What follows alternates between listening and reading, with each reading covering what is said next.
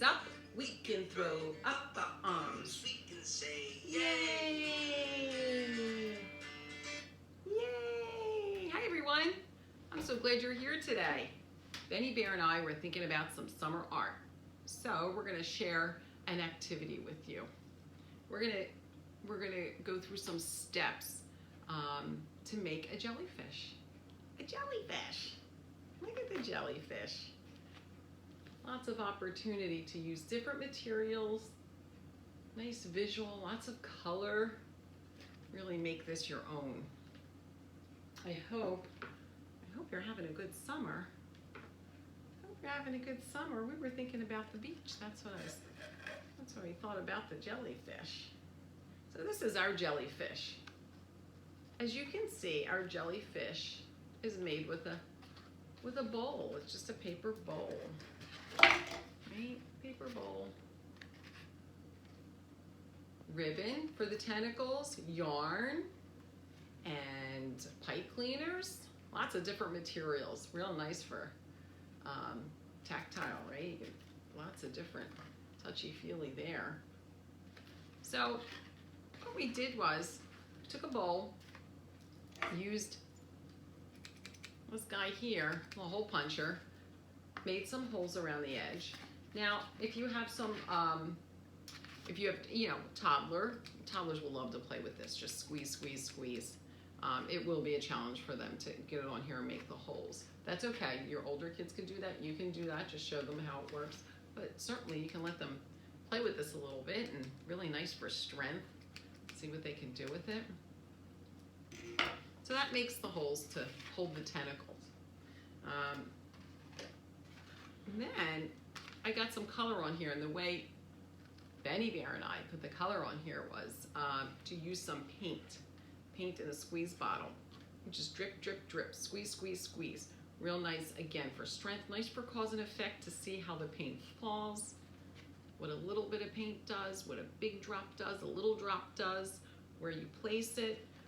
Certainly not the only way to get paint on there. Use your imagination. They can use anything at all. They can use a paintbrush, they can use a Q-tip, sponge, whatever you have around the house. Ball up an old sock. Boop. See what that looks like. Different things will make different prints on there. Working with the three-dimensional object will certainly feel different and pose a unique challenge for your young people, whether they're using paint, stickers, crayons, markers.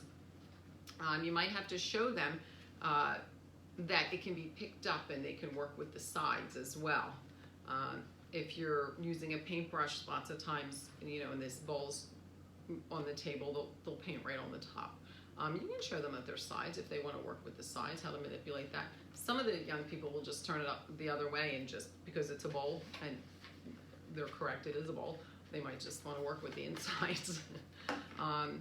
You can use, if you use stickers, I use some stickers on here as well, because we love stickers. And certainly toddlers love stickers as well. If they're not using them yet, if you have a young toddler, this is a good time to introduce stickers to them, whether you're making this or not. These are so nice for, again, fine motor. And once they start working with stickers, it's very addictive. If they're not yet able to actually peel the whole thing independently, they will. But one thing you can do is to pop it up like that. Just pop it up so a part's sticking up, and you can show them how to pick it up that way and place it down. Still nice for fine motor, cause and effect. You want them to do as much as they can by themselves. This is, as opposed to taking the sticker off and handing it to them. Let them, see that process. And soon enough, they'll be certainly doing that independently. But again, it's going to feel different for them if they put it around the sides where it's curved. They're going to have to figure out, if it's sticking up, if they want to press it down more, leave it sticking up. I do encourage you to please enjoy and let them enjoy the process. We live in such a instant gratification world. The process is really the experience.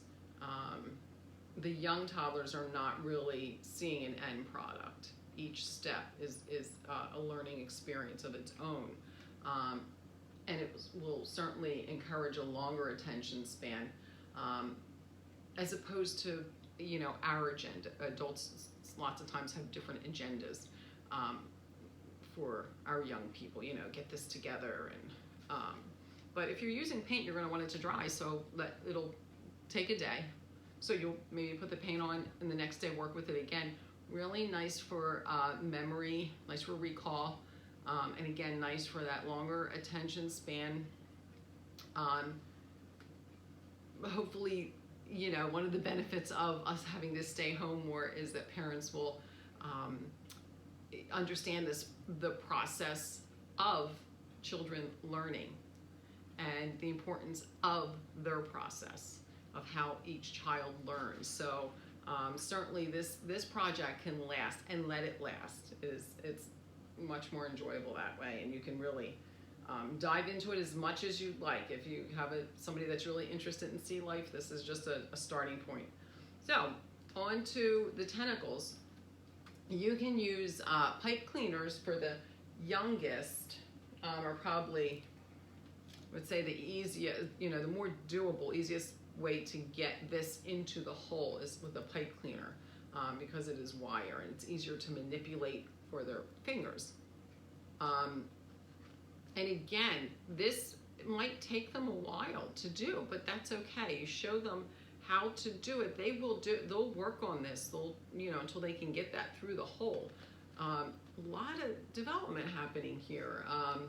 And this is really, you know, it's self-motivation when they want to get something done. They'll stay with it and they'll work with getting that through the hole.